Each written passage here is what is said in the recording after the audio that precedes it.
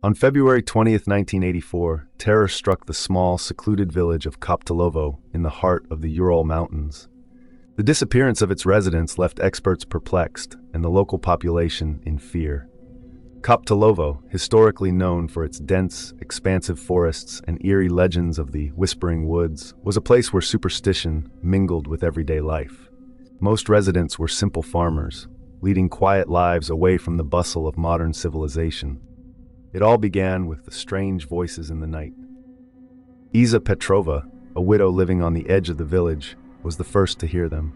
She woke one night to what she thought was her husband's voice calling her from the darkness beyond her window. At first, she dismissed it as a dream born of grief, but the voice persisted, night after night, growing clearer and more insistent. "It's him," she told her friend Petra, fear etched into her face one chilly morning at the market. "I hear Nikolai calling me from the woods," she said. Petra, concerned for her friend's sanity, offered to stay with Isa one night to listen for herself. She heard nothing but the wind rustling through the pines. Weeks passed, and more villagers began to hear the whispers, faint, ethereal voices calling them by name from the depths of the Whispering Woods. Some claimed to recognize the voices of long-dead loved ones, while others heard strangers beckoning them into the darkness. Boris, the village mailman known for his sobriety and reliability, was found wandering the outskirts of Koptelovo one cold, moonless night. His eyes were wide and wild, his lips moving silently as if in conversation with an unseen companion. Villagers, concerned by his strange behavior, approached cautiously. "Can you hear it too?" Boris asked them, his voice hoarse and trembling.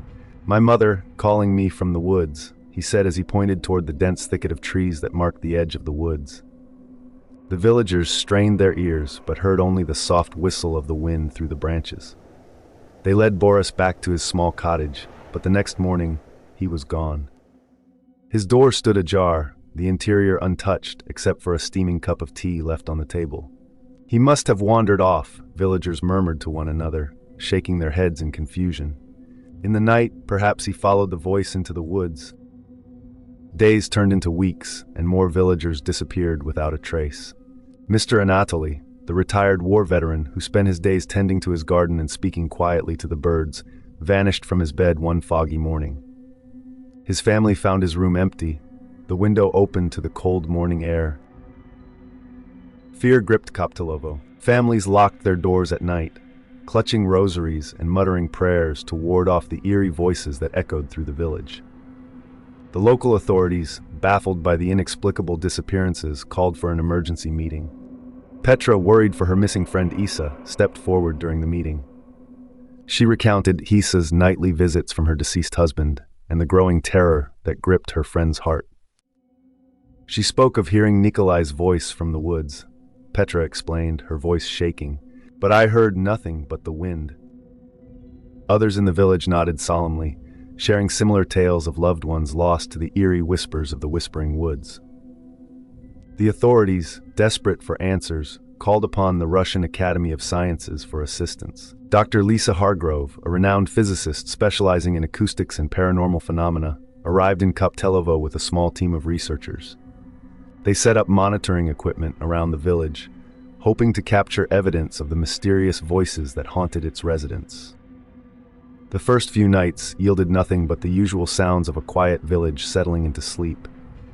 Dr. Hargrove and her team began to doubt the villagers' stories, suspecting mass hysteria or a shared delusion brought on by isolation and fear. But on the third night, their equipment detected something, a faint, low-frequency signal emanating from the heart of the Whispering Woods. Dr. Hargrove and her team followed the signal deep into the forest, where they stumbled upon a hidden cave concealed by overgrown vines and thick underbrush. Inside the cave, they discovered an old radio transmitter, its dials and knobs still operational despite decades of neglect. The transmitter emitted a continuous low-frequency pulse, resonating through the cave like a heartbeat. "This could explain the voices," Dr. Hargrove murmured, her breath misting in the chilly air of the cave. Low-frequency waves can induce auditory hallucinations, especially in susceptible individuals. Their discovery raised more questions than answers. Who had set up the transmitter and why? Was it responsible for luring the villagers into the woods, or was something more sinister at play? As they explored further, the team found evidence of recent human activity. A makeshift bed of pine boughs, empty food tins scattered across the cave floor, and a tattered logbook filled with cryptic entries detailing the movements of Koptelovo's residents. "It's as if someone has been watching them," one of the researchers murmured, flipping through the logbook's yellowed pages. "Studying their habits, waiting for the right moment to strike." Dr. Hargrove took photographs of the cave and its contents, documenting every detail for the authorities back in Moscow. But as she turned to leave, a chill ran down her spine, a feeling of being watched, of unseen eyes following her every move. The team hurried back to Koptelovo, their minds buzzing with unanswered questions. Who or what had been living in the cave? And what connection did it have to the disappearances that plagued the village? Their return to the village was met with relief and apprehension. The villagers gathered anxiously as Dr. Hargrove presented her findings. A hidden cave, a mysterious transmitter, and a chilling logbook that hinted at a sinister presence lurking in the whispering woods. "The transmitter may have been used to lure villagers into the woods," Dr. Hargrove explained, her voice steady despite the unease in her eyes. "But there's more to this than meets the eye. Someone has been observing Koptelovo for years, studying its people like specimens in a lab." The authorities, alarmed by the implications of Dr. Hargrove's findings, assembled a specialized response team to investigate further. Armed with rifles and flashlights, they returned to the cave, determined to uncover the truth behind the disappearances. Night fell as the team crept through the whispering woods, their footsteps muffled by the thick carpet of pine needles that blanketed the forest floor. The air was heavy with the scent of damp earth and pine resin, the silence broken only by the occasional hoot of an owl or the distant howl of a wolf. Hours passed in tense silence as the team reached the mouth of the cave. They paused, listening for any sign of movement from within. But the cave remained eerily silent, its entrance cloaked in shadows that seemed to pulse with a life of their own. One of the team members, Yuri, stepped forward cautiously, his rifle held at the ready. He peered into the darkness, his heart pounding in his chest as he searched for any sign of movement. Suddenly, a gust of wind swept through the cave entrance, carrying with it a bone-chilling growl that echoed off the cavern walls. The team tensed, their nerves on edge, as they strained to see into the depths of the cave. And then, emerging from the darkness like a specter from the past, came a figure, a soldier clad in the tattered uniform of the German Schutzstaffel, his face twisted in a mask of rage and confusion.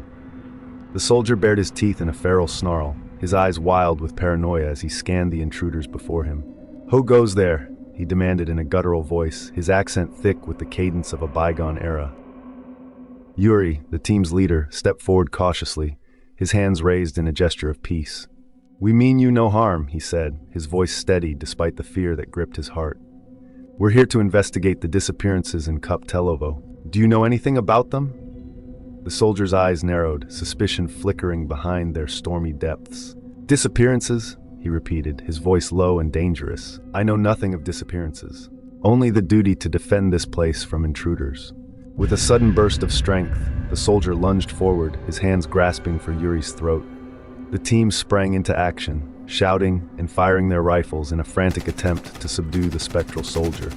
But their bullets passed through him as if he were made of smoke, leaving him untouched and undeterred. With a growl of frustration, the soldier lashed out with surprising strength, sending Yuri crashing into the cave wall with a sickening thud.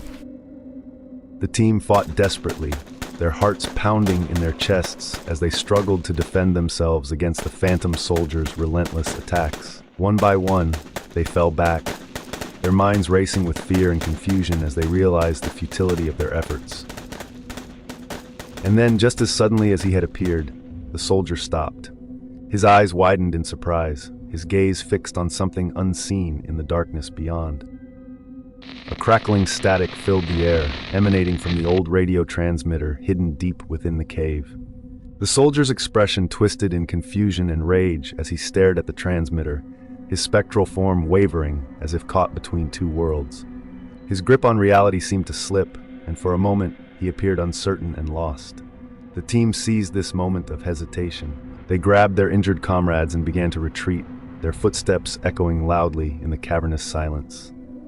But as they reached the cave entrance, a bone-chilling howl filled the air, a sound that seemed to come from the very depths of the earth. The soldier's form solidified once more, his eyes blazing with an otherworldly fury. With a primal roar, he lunged forward, his spectral hands reaching out to grasp the nearest team member. The force of his attack sent the man sprawling to the ground, his cries of pain echoing through the forest. "Run!" Yuri shouted, his voice hoarse with fear as he fired his rifle blindly into the darkness.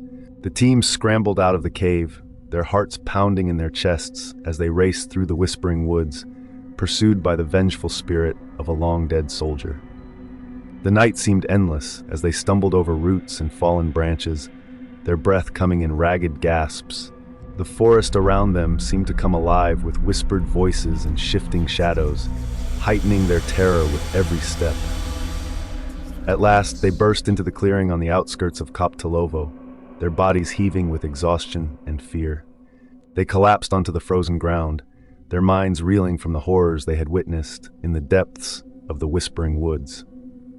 Hours passed before they dared to return to the village. The authorities listened in disbelief as they recounted their encounter with the spectral soldier, a relic of World War II, trapped in a cycle of violence and paranoia. Dr. Hargrove examined the photographs they had taken inside the cave, her brow furrowed in concern. "These orbs," she murmured, pointing to faint, translucent shapes that hovered in the background of several images. "They appear to be manifestations of spiritual energy, common in places of great emotional turmoil." The villagers, still reeling from the night's events, gathered in hushed clusters, their faces pale with fear and uncertainty. The decision to evacuate Koptelovo came swiftly. In the days following the spectral attack, trucks arrived to transport the villagers to safety. Their homes and belongings were left behind, frozen in time as they fled the haunted village. The authorities moved quickly to contain the threat, declaring Koptelovo off-limits and devising a plan to eradicate the malevolent presence in the cave. Under the cover of daylight, a team of demolition experts ventured back into the whispering woods. Armed with dynamite and steely resolve, they navigated the treacherous path to the cave, determined to obliterate the source of the whispers and the spectral soldier's torment. As they planted the explosives, the atmosphere grew heavy, an eerie silence descending upon the forest. With a resounding blast, the cave collapsed inward, burying the ancient transmitter and sealing away the malevolent force within. The ground shook violently, dust and debris clouding the air as the earth swallowed the dark secret of Koptelovo. For a moment, it seemed as though peace had returned to the whispering woods, but the village remained haunted. Despite the government's efforts, a lingering sense of unease permeated the abandoned streets. The Russian government, acknowledging the village's sinister history, decided to convert Koptelovo into a museum, a grim reminder of the horrors that once plagued its residents. Tourists were drawn to the ghost town, eager to glimpse the remnants of a village frozen in fear. The museum's entry gate bore a chilling warning: visitors must leave by sunset, no exceptions. The authorities knew that despite the destruction of the cave, the whispers and spectral apparitions persisted, emerging from the mist as darkness fell. Tales of ghostly encounters spread among visitors, their stories of shadowy figures and disembodied voices adding to Koptelovo's macabre allure. For the former residents, Koptelovo remained a place of nightmares, its abandoned homes and overgrown fields a stark reminder of the terror they had escaped. Dr. Hargrove continued her work, determined to unravel the secrets of Koptelovo and the forces that had brought such tragedy to its doorstep, and published a paper detailing her findings. Though many in the scientific community dismissed her theories as too fantastical to be believed.